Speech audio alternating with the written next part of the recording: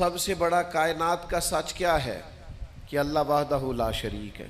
یہ کائنات کی سب سے بڑی صداقت ہے، سب سے بڑی حقیقت ہے، سب سے بڑا کائنات کا یہ ضابطہ ہے کہ اس مخلوق کا خالق، مالک، رازق اللہ ہے۔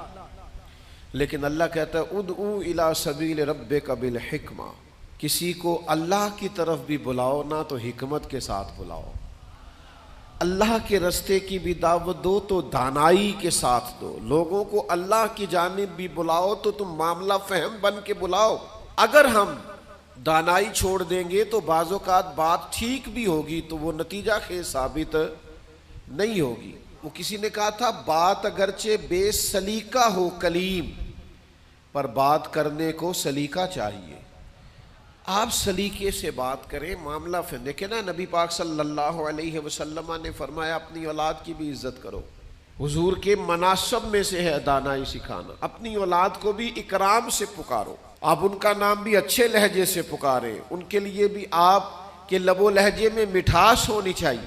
لیکن ہمارے ہاں یہ ہوتا ہے کہ بہت ساری جلد بازی، بہت ساری طبیعت کا الجھاؤ، بے چینی، بے قراری، ہر چیز کو سختی سے ٹھیک کرنے کی کوشش کرنا۔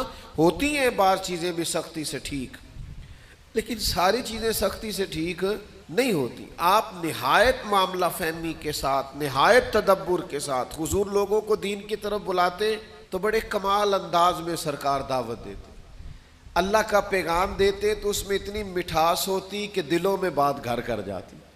کچھ لوگ کہتے ہیں جی، وہ ان کا اپنا فلسفہ ہے، کہتے ہیں جی میں چونکہ سچا ہوں اس لیے کڑوا ہوں، میں چونکہ سچ بولتا ہوں تو سچ کڑوا ہوتا ہے تو لہذا اس لیے میں لوگوں کو اچھا نہیں لگتا۔ تو میں ان سے کہا کرتا ہوں بھائی سچ نہیں کڑوا، آپ کا لہجہ کڑوا ہے۔ کائنات میں سب سے زیادہ سچ مدینے والے محبوب نے بولا ہے، اور اتنا میٹھا کر کے بولا ہے، اتنا پیارا کر کے بولا ہے کہ حضور سچ بولتے جاتے تھے اور سچ دلوں میں اترتا چلا جاتا تھا۔ سچ بولیں لیکن خوبصورتی سے، لیکن محبت سے، لیکن دانائی سے۔ یعنی ایک صحابی آئے تو ان کے چہرے پہ بڑا جلال تھا اور ان کے لہجے میں بڑا غصہ تھا، اور وہ بڑے بے چین اور بڑے بے قرار تھے کہ یا رسول اللہ میں ان مشرکین کو چھوڑوں گا نہیں۔ حضور نے فرمایا کیا ہوا؟